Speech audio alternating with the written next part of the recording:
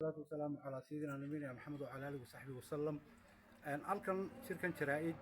waxaanu u qabanaynaa dhacdadii foosha xumayd ee maanta ka dhacday xaafadda ka dhanleydka. dhacdadaas oo ahayd shirqool madaxdii xisbiga kulmiye oo uu hogaaminayo gudoomiyihii xisbiga kulmiye iyo wafdigii uu hogaaminayay oo halkaa xisbiga wadani ay soo abaabuleen shirqool dhalinyaro soo abaabuleen iyo rag waaweynaba halkaas oo lagu weeraray madaxdii xisbiga kulmiye. shirkan jaraa'id waxaanu u qabanay dee sunnaha aad samayseen ee aad dhigteen maanta idinku iyo waxa aad bilowdeen waa xeer aad samayseen, waa xeer asxaabta aad u samayseen, waa xeer ku cusub oo caqabad ku ah gobolka Togdheer iyo madaxda axsaabta. meel walba madaxda xisbiyadu way maraan, meel walba way joogaan. halkaas ayaa maanta arrintii dhigteen. taasuun baanu idiin sheegaynaa inay xeer inoo tahay. qolyaha habar jecel ee xisbiga wadani ku jiraan waxaanu leenahay dee malaa'idinku waa ku istiraexaysaan in madaxda xisbiga kulmiye iyo madaxda halkaa maraysa la weeraro. waxa ogaataan madaxda xisbigu meel kastoo ay joogto dhalinyaradiina way joogtaa, dadweynuhuna wuu arkaa. arrintaasi maanta halkaasay inoo taallaa. xeer weeye, waa wax xun, waa sunno xun. sunnaha ay samayseen annagu waxaanu idiin sheegaynaa inuu sunno xun yahay. wasalaamu calaykum waraxmatullahi wabarakatu. halkan aanu ka hadlaynaa waa magaalada Burco. shirkaygan jaraa'id ee aanu iminka taaganay aanu ka hadlaynaa wuxuu gaaran yahay wixii maanta galbeedka magaalada Burco xisbiga wadani iyo taageerayaashiisa iyo qolada habar yunis ka sameeyeen ee ay ku sameeyeen madaxda xisbiga kulmiye iyo wasiirka arrimaha gudaha ee waddanka Soomaaliland Maxamed Kaahin Axmed. aad iyo aad baan uga xunahay. nin walbana wuxuu ka maalay iyuuna cidna wax ka siinin. habar yunis iyo xisbiga wadani waxaanu leenahay war waa wadda aynoo furteen ee cusub in madaxda xisbiga kulmiye iyo wasiirkii arrimaha gudaha Maxamed Kaahin Axmed maanta galbeedka Burco aa ku dhagxamaysan rasaasna ku rideen idinkoo 500 oo nin oo waaweyna oo aad tala ku soo weerarteen oo aad tala ku dagaalanteen asigoo guriyihii xisbiga kulmiye ee suuq galbeedka furaya. tan waa Burco, waa la is yaqaanaa, waa la wada degan yahay. magaalada Burco adeer 4 meelood marka laga dhigo 3 meelood habar jeclaa degan, meel la habar yunis baa degan. habar yunis hadda meeshiini waxaa ka samayseen xisbiga wadani silad ku qaada. gobolka Togdheerna majority waxa degan adeer habar jeclaa degan. waanu suganaa waa hawl u taala xisbiga wadani iyo habar yunis iyo Cabdiraxmaan Ciro taa aad samayseen. guri walbana way hoos imanaysaa, albaab walba iyo sikad walba oo suuq bariyo oo aad timaadaana adeer tan ay kaga soo horeysaa. Cabdiraxmaan Cirana tuulo habar jeclaa hadday tahay iyo degmo habar jeclaa hadday tahay iyo magaalada Burco gudaheeda hadday tahay adeer Cabdiraxmaan Ciro u taala iyo sheerkoodii waxaan sameeyay. waxaanu ilaawnaa ma aad iyo aad baan uga xunay, way nagu weyntahay. waa mid aad sugaysaan dhaxalkeeda. wabilaahi waxaan ka hadlaynaa dhacdadii maanta ka dhacday gandhaleedka ee wasiirka arrimaha gudaha iyo madaxda xisbiga kulmiye lagu sameeyey. waxaan sheegaynaa ciddii horta ay qusaysaa 24 saac gudahood horta waa in lagaga jawaabaa oo jawaab laga la qabto horta waa in lagu sameeyaa. qolada kalena waxaan leenahay aan tolka nahayna waxa ka maashan waxba naga siinina. mar hadda maanta idinkoo wax doonaya aad taa samayseen oo madaxdii gobolka iyo Somalilandba taa ku samayseen waxa ka maashan waxba naga siinina. waxa ka heshaan baa leedihiin. intaas jaraa'id waxaan u leeyahay arrinta wasiirka arrimaha dibadda gudaha Maxamed Kaahin Axmed iyo xisbiga kulmiye gudoomiyihiisii. waxa weeye laba qodob baa yaal halkan. mid dawladda u taala, midna reerliyaha habar jeclay u taala. habar jeclay shirkeedii jaraa'id ugu horeysay waa taa maanta qabatay. arrintaasna dee Cabdiraxmaan un baa lagu wiiqayaa, cid kale wax lagu wiiqayaa ma jirto. waxay noqonaysaa inaan Cabdiraxmaan suuq bari iman aan ila Kaahin hadda maanta lagu duqeeyay meesha leeyahay ka dhaleydka. dee wuxuu bay noqonaysaa inaan Cabdiraxmaanna iman halkan leeyahay bari. waa kii maalintii loo hudheelada bariga joogay xafladaha loogu dhigay. dee u sheega arrinta dawladdana waxaan ugu baaqayaa gobolka shanta nabadgelyada si degdeg ah inay arrinta wax uga qabtaan. si degdeg ah inay wax uga qabtaan dawladda. waxa weeye haddii wax laga qaban waayo dee reerka uu ka dhashay Maxamed Kaahin waa garan ilaa xeeb arrintaas maanta gaadhay. ilaa xeebtu way gaadhay, meel walba way gaadhay. haddii waxba laga qaban waayo dee isku dhac baa imanaya oo ka baxay. العالمين والصلاة والسلام على رسول الله صلى الله عليه وسلم. دمان وحقرت كان أضياشا يدل نيرضا وحيسوق هنا يسوق يمادين ودعدي فوش حميد ما أنت كدعدي قلبيت كمجال برعو كل عضي وسير كهرمة جودها أهنا قدوميها حسب الكلمية محمد كاهن أحمد نكاسو وضن كل مجعوين مشاهدها ورجل سوها الجميع نفته دوسو وسو صدقية ما أنت رجع فرق تريس كسو بدبادي حول قلدي مهم كهاي وضن كدقة أيام ما أنت العضلة الجسمية يحس بالكلمية قريب كم بدا أو ملاحظية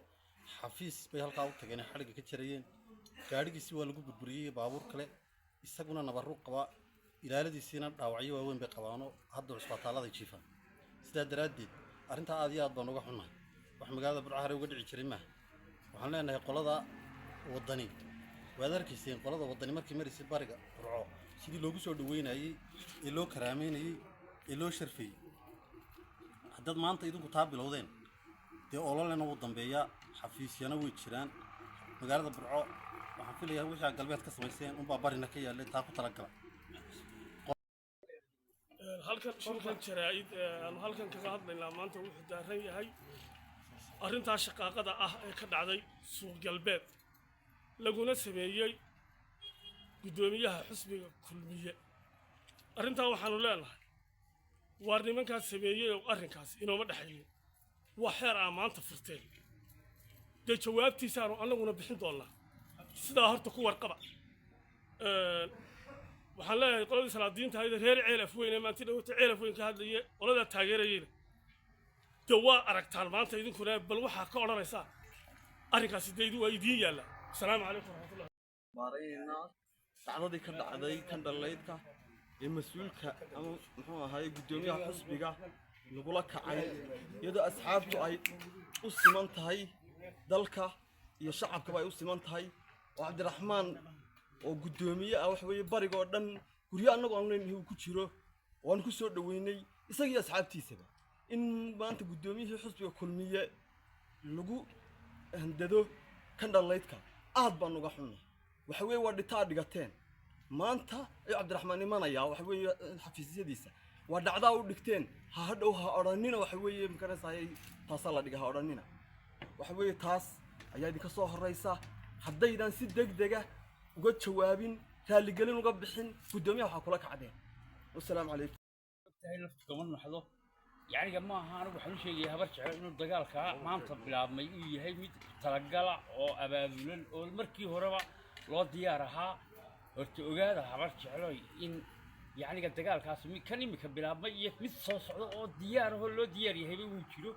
annaguna waxaan leenahay imikana waxaan leenahay dee dagaalkii bilowdee odayaashii ka horreeyay arrinka dhameeyey dagaalkii bilowde habar jecelna ha ogaato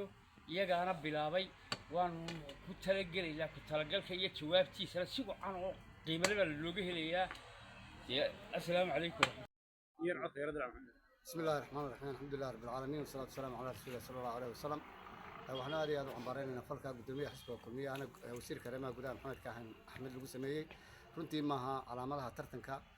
iyo siyaasadda iyo deganaanshaha istiqraarka iyo amniga iyo nidaamka doorasho aynu ku jirno maaha mid wax ka taraysa oo mid dab ku shiraysa marka aad iyo aad baan runtii u cambaaraynaynaa xisbi waliba uu imanayaa urur waliba uu imanayaa in nabadgelyada la ilaaliyo oo dhinac walba laga ilaaliyo xisbiga kulmiye koona ilaa ka koona uu tagayaa wadanka uu tagayaa uu ka kaambeyn garanayaa xisbiga wadan iyo ururada kale iyo xisbiga wixii intuu way ka kaambeyn garanayaan gobolada iyo degmooyinka miyiga iyo magaaladaba si la ajleedo weyn la ilaaliyo amniga wana cambaaraynayna falka lagu sameeyay gudoomiyaha xisbiga ahna wasiirka arrimaha gudaha maxamed kaahin axmed aad iyo aad ugu xun arrintii maanta dhacday ee foosha xumay gudoomiye la shidaa buu leeyahay gaari gudoomiye la jibiyaa buu leeyahay iskaaf la laayaa buu leeyahay arrintaa aad iyo aad baan ugu xunnahay dhaawacyadooda waa jiifaan iskaafkayga maanta iskaafkii wasiirka yaa dhagax lala dhacay oo madaxu duunsan yahay arrintaa aad iyo aad baan u cambaaraynaa haddaan si ilaa 24 saacadood soo socdo haddaan wax laga qabana jawaabteeda aan ka bixin assalaamu calaykum